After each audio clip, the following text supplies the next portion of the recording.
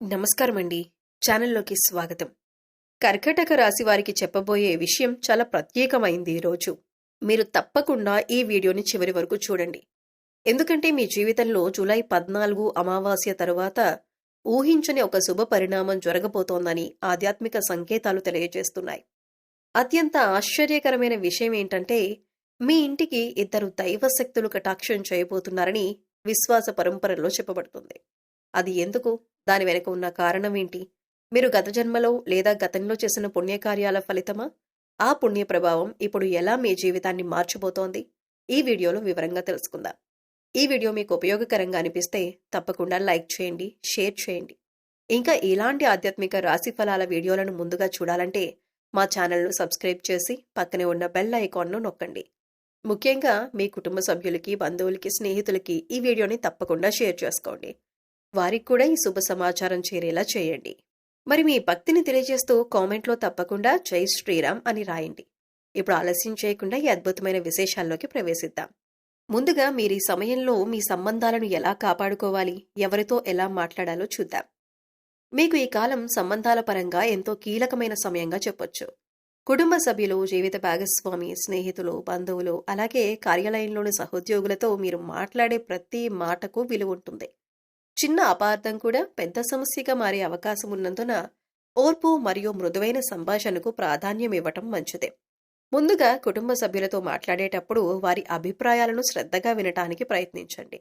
మీ అభిప్రాయాన్ని చెప్పే ముందు వారి భావాలను అర్థం చేసుకోవటం వల్ల అనవసరమైన విభేదాలు తగ్గుతాయి. కొన్నిసార్లు ప్రేమగా చెప్పిన ఒక్క మాట పెద్ద సమస్యను కూడా సులభంగా పరిష్కరించగలదు. జీవిత భాగస్వామితో మాట్లాడేటప్పుడు విమర్శల కంటే ప్రోత్సాహాన్ని ఎక్కువగా చూపండి. చిన్న చిన్న విషయాలపై వాదనలకు దూరంగా ఉండి ఒకరినొకరు అర్థం చేసుకునే ప్రయత్నం చేయండి. రోజులో కొంత సమయాన్ని కలిసి ప్రశాంతంగా గడపటం, పరస్పరం మనసులోని విషయాలను పంచుకోవటం బంధాన్ని మరింత బలపరుస్తుంది. తల్లిదండ్రులు మరియు పెద్దలతో గౌరవంగా వ్యవహరించండి. వారి అనుభవానికి విలువివ్వండి. వారి సలహాలను శ్రద్ధగా వినటం వల్ల కొన్ని ముఖ్యమైన నిర్ణయాల్లో మీకు మంచి మార్గదర్శకత్వం లభించవచ్చు. స్నేహితులతో మాట్లాడేటప్పుడు నిజాయితీ మరియు విశ్వాసాన్ని నిలబెట్టుకోండి. అవసరమైనప్పుడు వారికి అండగా నిలవండి. అదే సమయంలో ప్రతి విషయాన్ని అందరితో పంచుకోవటం కంటే నమ్మకమైన వ్యక్తులతో మాత్రమే వ్యక్తిగత విషయాలను చర్చించటం మంచిది. ఉద్యోగం లేదా వ్యాపారంలో సహోద్యోగులు, భాగస్వాములతో మాట్లాడేటప్పుడు కోపం లేదా తొందరపాటు నిర్ణయాలకు దూరంగా ఉండండి. స్పష్టంగా, మర్యాదగా, గౌరవంతో మాట్లాడటం ద్వారా అపార్థాలు తగ్గుతాయి. ప్రతి ఒక్కరి కృషిని గుర్తించటం మీకు మంచి పేరు తీసుకొస్తుంది. ఈ సమయంలో కొత్త పరిచయాలు ఏర్పడే అవకాశాలు కూడా ఉండొచ్చు. అయితే ఎవరి మీదైనా వెంటనే పూర్తి నమ్మకం ఉంచకుండా కొంత సమయం తీసుకొని వారి స్వభావాన్ని అర్థం చేసుకోవటం మంచిదే. మంచి సంబంధాలు నమ్మకం, గౌరవం మరియు సహనంతోనే బలపడతాయి. ముఖ్యంగా కోపంలో మాట్లాడే మాటలను నియంత్రించండి. ఒకసారి పలికిన మాటలను తిరిగి తీసుకోవటం సాధ్యం కాదు. అందుకే ఏ పరిస్థితుల్లోనైనా ప్రశాంతంగా ఆలోచించి మాట్లాడే అలవాటు పెంచుకోండి. మృదువైన మాటలు మీకు కొత్త అవకాశాలను, మంచి అనుబంధాలను తీసుకురావచ్చు. ఆధ్యాత్మిక దృక్పథంలో చూసినా ప్రతిరోజు కొంత సమయం ప్రార్థన, ధ్యానం లేదా మనశ్శాంతిని కలిగించే పనులకు కేటాయించడం వల్ల మీ ఆలోచనలు స్థిరంగా ఉంటాయి. మనసు ప్రశాంతంగా ఉంటే సంబంధాలను కూడా సులభంగా నిలబెట్టుకోవచ్చు. మొత్తానికి ఈ సమయంలో మీరు ఓర్పు, గౌరవం, ప్రేమ, నిజాయితీ అనే 4 విలువలను పాటిస్తూ ప్రతి సంబంధాన్ని జాగ్రత్తగా సంరక్షిస్తే కుటుంబంలో ఆనందం, స్నేహాల్లో బలం, ఉద్యోగంలో గౌరవం, జీవితంలో ప్రశాంతత పెరిగే అవకాశం ఉంటుంది. మీ మాటల్లో మాధుర్యం, మీ ప్రవర్తనలో వినయం ఉంటే అనేక సంబంధాలు మరింత బలపడతాయి. మీకు కుటుంబపరమైన ముఖ్యమైన సూచనలేంటో చూద్దాం. మీకు కుటుంబమే గొప్ప బలం. ఈ సమయంలో కుటుంబ సభ్యులతో కలిసి గడిపే సమయం. మీరు మాట్లాడే విధానం, మీరు తీసుకునే నిర్ణయాలు కుటుంబ వాతావరణంపై ప్రభావం చూపే అవకాశం ఉంది. అందుకే ప్రతి విషయంలో ప్రశాంతంగా ఆలోచించి వ్యవహరించటం మంచిదే. ముందుగా ఇంట్లో పెద్దలకు గౌరవం ఇవ్వండి. వారి అనుభవం మీకు సరైన మార్గాన్ని చూపించవచ్చు. ఏదైనా ముఖ్యమైన నిర్ణయం తీసుకునే ముందు కుటుంబ సభ్యుల అభిప్రాయాలను తెలుసుకోవటం మంచిదే.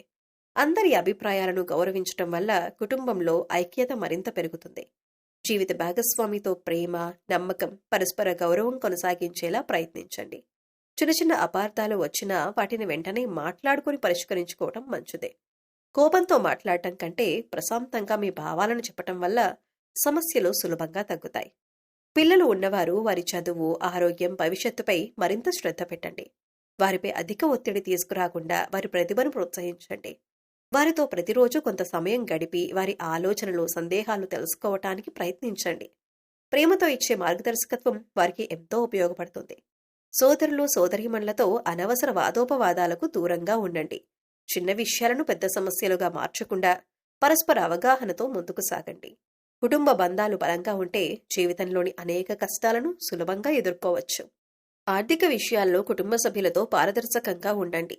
అవసరమైన ఖర్చులు, పొదుపు, భవిష్యత్తు ప్రణాళికల గురించి కలిసి చర్చించడం మంచిదే. అనవసర ఖర్చులను తగ్గించి కుటుంబ అవసరాలకు ప్రాధాన్యం ఇవ్వటం వల్ల భవిష్యత్తులో ఆర్థిక స్థిరత్వం పెరుగుతుంది. బంధువులతో సంబంధాలను కూడా నిర్లక్ష్యం చేయకండి.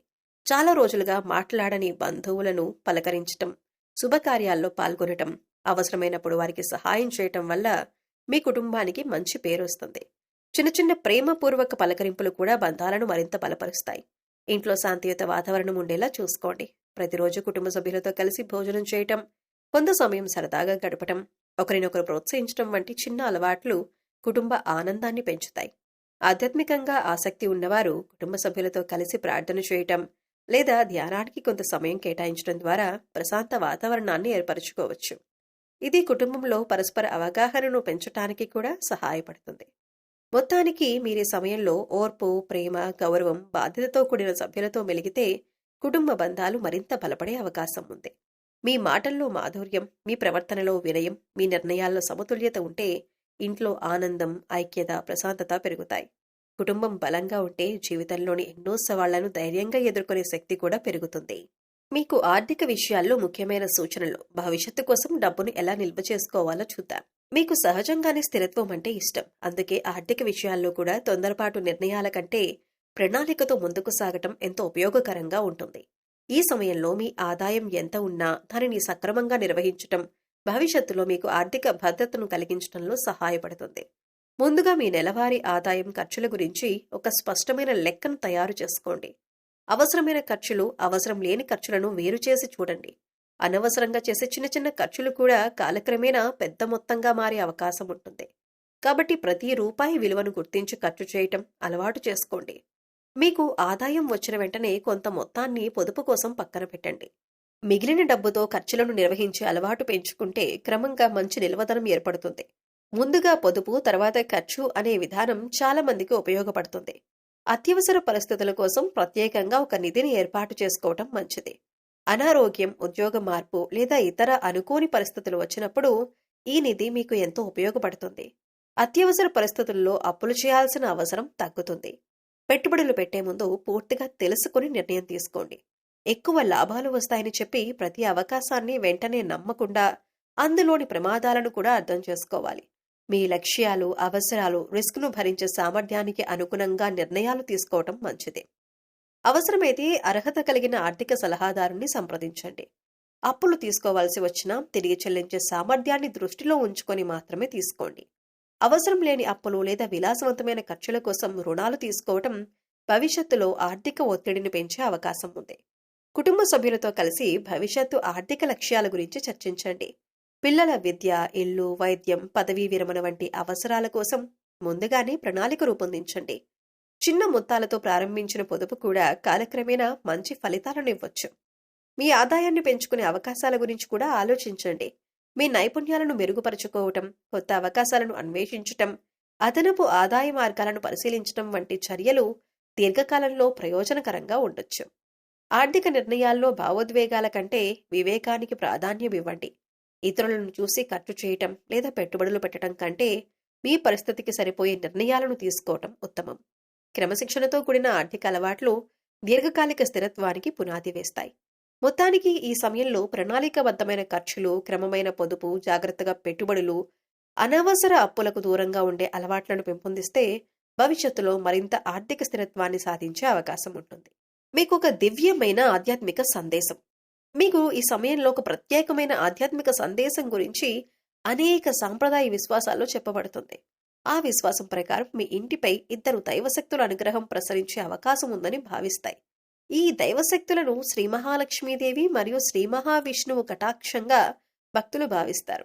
కుటుంబ సభ్యుల మధ్య ప్రేమ పెరగటం, ఇంట్లో సానుకూల వాతావరణం ఏర్పడటం, మనసుకు ప్రశాంతత లభించడం వంటి అంశాలను చాలామంది లక్ష్మీ కటాక్షంతో అనుసంధానిస్తారు. అలాగే శ్రీ మహావిష్ణువు అనుగ్రహం అంటే రక్షణ, ధర్మం, స్థిరత్వం, సరైన నిర్ణయాలు తీసుకునే వివేకమని ఆధ్యాత్మిక గ్రంథాలు వివరిస్తున్నాయి. జీవితంలో ఎదురయ్యే ఆటంకాలను ధైర్యంగా ఎదుర్కొనే శక్తి, కష్టకాలంలో సరైన మార్గం కనిపించటం, కుటుంబాన్ని కాపాడే దైవబలం లభించటం వంటి ఆశీర్వాదాలను భక్తులు ఆయన కృపగా భావిస్తారు. ఈ ఇద్దరు దైవశక్తులు మీ ఇంటికి వస్తున్నారు అని చెప్పటం ఒక ఆధ్యాత్మిక ప్రతీక. అంటే వారి ఆశీస్సులు మీ కుటుంబంపై ప్రసరిస్తాయని, మీ జీవితంలో శుభ పరిణామాలకు మార్గం ఏర్పడుతుందని భక్తి సాంప్రదాయాల్లో భావిస్తారు. గతంలో మీరు చేసిన మంచి పనులు, ఇతరులకు చేసిన సహాయం, పెద్దలకు ఇచ్చిన గౌరవం, భగవంతునిపై ఉంచిన విశ్వాసం వంటి సత్కార్యాలు ఈ దైవకృపకు కారణమవుతాయని చాలామంది నమ్ముతారు. అయితే ఈ దైవ అనుగ్రహాన్ని నిలబెట్టుకోవాలంటే మన ప్రవర్తన కూడా అంతే ముఖ్యమని గుర్తుంచుకోవాలి. ప్రతిరోజు భక్తితో ప్రార్థన చేయటం, సత్యాన్ని పాటించటం, తల్లిదండ్రులను గౌరవించటం, అవసరమైన వారికి సహాయం చేయటం, కుటుంబ సభ్యులతో ప్రేమగా మెలగటం వంటి మంచి గుణాలు జీవితాన్ని మరింత శుభమయం చేస్తాయి. మీ ఇంట్లో శుభ్రత, ప్రశాంతత ఉండేలా చూసుకోవటం, భక్తితో దీపం వెలిగించటం, మనస్ఫూర్తిగా భగవంతుణ్ణి స్మరించటం కూడా ఆధ్యాత్మికంగా ఎంతో గొప్పదిగా భావిస్తారు. ఇవి మనసుకు ప్రశాంతతను ఇచ్చి సానుకూల ఆలోచనలను పెంపొందించడంలో సహాయపడతాయి. మీరు ఈ కాలంలో విశ్వాసంతో పాటు కృషిని కూడా కొనసాగించాలి. దైవంపై భక్తుండాలి. అలాగే జీవితంలో బాధ్యతలను కూడా చిత్తశుద్ధితో నిర్వర్తించాలి. భక్తి, మంచి ఆలోచనలు, సత్కార్యాలు కలిసి ఉన్నప్పుడు జీవితం మరింత సార్థకంగా మారుతుందని ఆధ్యాత్మిక సాంప్రదాయాలు సూచిస్తున్నాయి. మీకు ఆధ్యాత్మిక సందేశం, దైవానుగ్రహం మీ ఇంటిపై ఉందని భావించి ఈ సమయంలో ఎలా ప్రవర్తించాలో చూద్దాం. మీకు ఆధ్యాత్మిక సంప్రదాయాల ప్రకారం ఈ సమయంలో మీ ఇంటిపై దైవానుగ్రహం ఉందని మీరు భావిస్తే ఆ అనుగ్రహానికి తగిన విధంగా మీ ఆలోచనలు, మాటలు, ప్రవర్తన ఉండేలా ప్రయత్నించడం మంచిదని భక్తులు విశ్వసిస్తారు. దైవకృప అనేది కేవలం పూజలతో మాత్రమే కాదు, మన మంచి ప్రవర్తనతో కూడా మరింత సార్థకమవుతుందని ఆధ్యాత్మిక బోధనలు చెబుతున్నాయి. మొదటిగా, ఇంట్లో మాట్లాడే ప్రతి మాట మృదువుగా ఉండేలా చూసుకోండి. కోపం, కఠినమైన మాటలు, అవమానించే తీరు కుటుంబంలోని ప్రశాంతతను దెబ్బతీయవచ్చు. ప్రేమతో చెప్పిన ఒక్క మాట ఎన్నో సమస్యలను పరిష్కరించగలదు. అందుకే మీ మాటల్లో వినయం, మీ హృదయంలో దయ ఉండేలా ప్రయత్నించండి. తల్లిదండ్రులను, ఇంటి పెద్దలను గౌరవించండి. వారి ఆశీర్వాదం ఇంటికి శుభాన్ని తీసుకువస్తుందని మన సంప్రదాయం చెబుతుంది. పెద్దలు చెప్పే మంచి మాటలను శ్రద్ధగా వినండి. వారి అనుభవం మీకు సరైన దారిని చూపించగలదు. జీవిత భాగస్వామి, పిల్లలు, కుటుంబ సభ్యులతో ప్రేమగా మాట్లాడండి. ఎవరికైనా మనసు నొప్పించే మాటలు చెప్పి ఉంటే ముందుగా మీరే వెళ్లి మాట్లాడి అపార్థాలను తొలగించండి. క్షమించే గుణం, క్షమాపణ చెప్పే వినయం కుటుంబ బంధాలను మరింత బలపరుస్తాయి. ప్రతిరోజు భగవంతుణ్ణి స్మరించటానికి కొంత సమయం కేటాయించండి. ఇంట్లో శుభ్రత పాటించండి. ఉదయం లేదా సాయంత్రం ఒక దీపం వెలిగించి భక్తితో ప్రార్థన చేయండి. ప్రార్థన మనసుకు ప్రశాంతతనిస్తుంది. ప్రశాంతమైన మనస్సు సరైన నిర్ణయాలు తీసుకోవటానికి తోడ్పడుతుంది. ఈ సమయంలో అహంకారానికి దూరంగా ఉండండి. మీకు విజయం వచ్చినా, ధనం వచ్చినా, గౌరవం వచ్చినా వినయాన్ని విడిచిపెట్టకండి.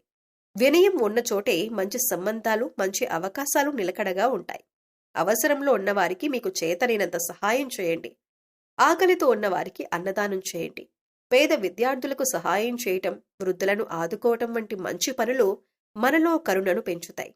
సత్కార్యాలు చేయటం ద్వారా సమాజానికి కూడా మేలు జరుగుతుంది. అబద్ధాలు చెప్పటం, ఇతరులను మోసం చేయటం, అసూయతో ప్రవర్తించటం వంటి అలవాట్లకు దూరంగా ఉండండి. నిజాయితీగా జీవించటం, ధర్మబద్ధంగా వ్యవహరించటం ఆధ్యాత్మికంగా ఎంతో గొప్పదిగా భావించబడుతుంది. మీ చేతి వల్ల ఎవరికీ అన్యాయం జరగకుండా జాగ్రత్త పడండి. మీ ఇంటికి వచ్చే ప్రతి అతిథిని ఆప్యాయంగా ఆహ్వానించండి. మంచి మనసుతో పలకరించటం కూడా ఒక గొప్ప గుణం. ఇంట్లో సానుకూల వాతావరణం ఉండేలా నవ్వుతూ ఆనందంగా ఉండటానికి ప్రయత్నించండి. ముఖ్యంగా గుర్తుంచుకోవాల్సిన విషయం ఏంటంటే, దైవానుగ్రహం ఉందని భావించటం అంటే కేవలం అద్భుతాల కోసం ఎదురు చూడటం కాదు. మంచి ఆలోచనలు, మంచి మాటలు, మంచి పనులు, నిజాయితీ, ప్రేమ, కరుణ వంటి విలువలను ఆచరించటం ద్వారా ఆధ్యాత్మిక జీవనాన్ని మరింత సార్థకం చేసుకోవటం. ఇలాంటి సద్గుణాలను పాటించే ఇంటిలో శాంతి, ఆనందం, ఐక్యత, సంతృప్తి మరింత పెరుగుతాయని భక్తులు విశ్వసిస్తారు. మీరు ఈ సమయంలో దాన ధర్మాలు ఎందుకు చేయాలో చూద్దాం. మీరు ఆధ్యాత్మిక సంప్రదాయాల ప్రకారం ఈ కాలంలో మంచి పనులు చేయటం, దాన ధర్మాలు చేయటం, సత్కార్యాలు చేయటం, ఎంతో శుభప్రదంగా భావిస్తారు. భక్తుల విశ్వాసం ప్రకారం మనం చేసే ప్రతి మంచి పని భగవంతునికి సమర్పించే పూజతో సమానమైనదిగా పరిగణించబడుతుంది. అందుకే ఈ సమయంలో మీ ప్రవర్తన, మీ మాటలు, మీ చేతలపై ప్రత్యేక శ్రద్ధ పెట్టడం మంచిదని భావిస్తారు. ఆధ్యాత్మిక విశ్వాసాల ప్రకారం దైవం మన జీవితాన్ని గమనిస్తుందని, మనం ఇతరులతో ఎలా ప్రవర్తిస్తున్నామో, అవసరంలో ఉన్నవారికి ఎలా సహాయం చేస్తున్నామో చూస్తుందని చాలామంది నమ్ముతారు. ఈ భావన మనలో మరింత బాధ్యత, దయ, కరుణ పెంపొందించటానికి ప్రేరణగా ఉంటుంది. అందుకే ప్రతిరోజు మంచి పనులు చేయటానికి ప్రయత్నించండి. దాన ధర్మం అంటే కేవలం ఎక్కువ ధనం ఇవ్వటం మాత్రమే కాదు. మీకు చేతనైనంత సహాయం చేయటం కూడా దానమే. ఆకలితో ఉన్నవారికి అన్నం పెట్టటం, దాహంతో ఉన్నవారికి నీరందించటం, పేద విద్యార్థికి పుస్తకం కొనివ్వటం, అనారోగ్యంతో ఉన్నవారికి మందులు అందించటంలో సహకరించటం, వృద్ధులకు తోడుగా నిలవటం, ఇవన్నీ కూడా గొప్ప దాన ధర్మాలే. మీ ఇంటి వద్దకు ఎవరైనా సహాయం కోసం వస్తే మీ శక్తికి మించినది కాకుండా మీకు సాధ్యమైనంత చేయటానికి ప్రయత్నించండి. చిన్న సహాయం కూడా ఎదుటివారి జీవితంలో పెద్ద మార్పును తీసుకురావచ్చు. అలాంటి దయాగుణాన్ని మన సంప్రదాయం ఎంతో గొప్పదిగా భావిస్తుంది. మాటల్లో కూడా దానం ఉండాలి. మంచి మాట చెప్పడం, నిరాశలో ఉన్నవారిని ధైర్యపరచటం, బాధలో ఉన్నవారిని ఓదార్చటం కూడా ఒక గొప్ప సేవే. కొన్ని సందర్భాల్లో ప్రేమతో పలికిన ఒక మాట విలువైన కానుక కంటే ఎక్కువ ఆనందాన్నిస్తుంది. ఈ సమయంలో అసూయ, కోపం, ద్వేషం వంటి భావాలకు దూరంగా ఉండండి. అందరినీ సమానంగా చూడండి. ఎవరినీ చిన్నచూపు చూడకండి. వినయంతో, నిజాయితీతో, కరుణతో జీవించటం వల్ల మీ వ్యక్తిత్వం మరింత గొప్పదిగా మారుతుంది. మంచి ప్రవర్తనతో మీరు మీ కుటుంబానికి, సమాజానికి ఆదర్శంగా నిలవచ్చు. ప్రతి ఉదయం భగవంతుణ్ణి స్మరించి, ఈ రోజు నా వల్ల ఎవరికైనా మేలు జరగాలి అనే సంకల్పంతో రోజును ప్రారంభించండి. అలాంటి ఆలోచనలే మీ జీవితాన్ని మరింత సార్థకంగా మారుస్తాయి. ఆధ్యాత్మికంగా చూసిన, సమాజపరంగా చూసిన సత్కార్యాలు చేసే వ్యక్తి చుట్టూ మంచి వాతావరణం ఏర్పడుతుంది. భక్తుల విశ్వాసం ప్రకారం దయ, దానం, ధర్మం ఉన్న చోట దైవానుగ్రహం నిలకడగా ఉంటుందని చెబుతారు. అయితే ఆ మంచి పనులు ప్రతిఫలం కోసం కాకుండా నిస్వార్థంగా చేయటం మరింత గొప్పదిగా భావించబడుతుంది.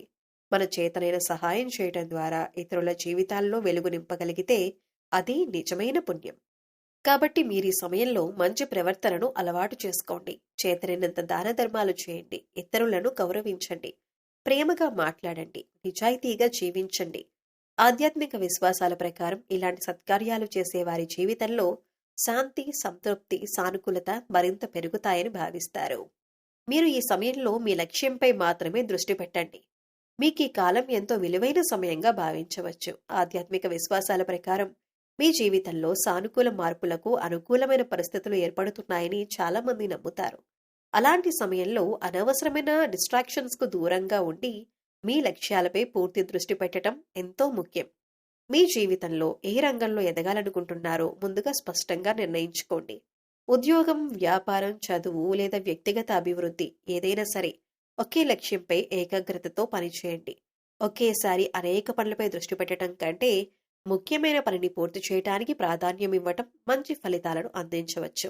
ఈ సమయంలో మీ సమయాన్ని ఎంతో విలువైనదిగా భావించండి. అనవసరమైన వాదనలు, ప్రయోజనం లేని చర్చలు, సమయాన్ని వృధా చేసే అలవాట్లు, మీ లక్ష్యానికి ఉపయోగపడని విషయాలపై ఎక్కువ సమయం కేటాయించకుండా జాగ్రత్త పడండి. ప్రతిరోజు కొంత సమయాన్ని మీ అభివృద్ధికి ఉపయోగిస్తే క్రమంగా మీరు మీ లక్ష్యాలకు మరింత దగ్గరవుతారు. ఆధ్యాత్మిక సాంప్రదాయాల ప్రకారం భక్తితో కృషి చేసే వారికి దైవానుగ్రహం తోడుగా ఉంటుందని విశ్వసిస్తారు. అయితే ఆ అనుగ్రహం అంటే కృషి చేయకుండా ఫలితం లభిస్తుందనే అర్థం కాదు.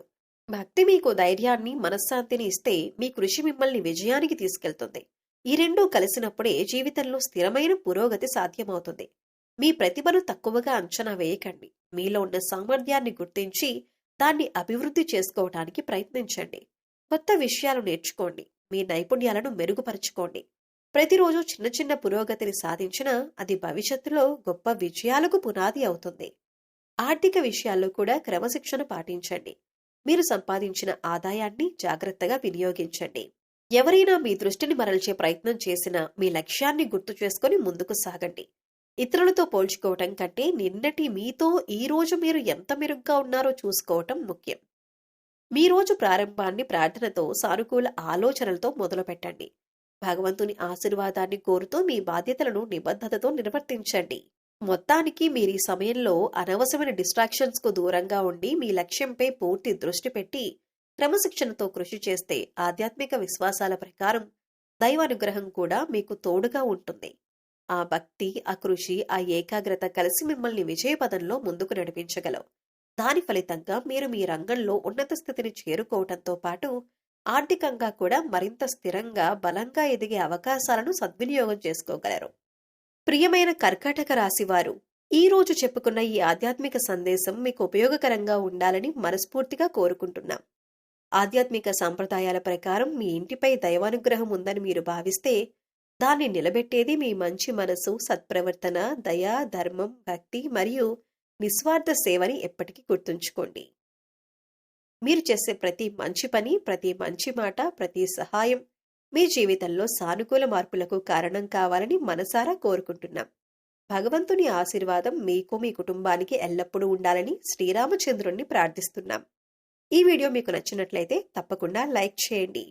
ఇంకా ఇలాంటి ఆధ్యాత్మిక విశేషాలు, రాశి ఫలితాలు, భక్తి సందేశాలు ప్రతిరోజు పొందాలంటే మా ఛానల్ను సబ్స్క్రైబ్ చేసి పక్కనే ఉన్న బెల్ ఐకాన్ను తప్పకుండా నొక్కండి. ముఖ్యంగా కర్కాటక రాశి వారికి మీ కుటుంబ సభ్యులు, బంధువులు, స్నేహితుల్లో ఉంటే ఈ వీడియోను తప్పకుండా షేర్ చేయండి. ఈ శుభ సందేశం వారికి కూడా చేరేలా మీ వంతు సహాయం చేయండి.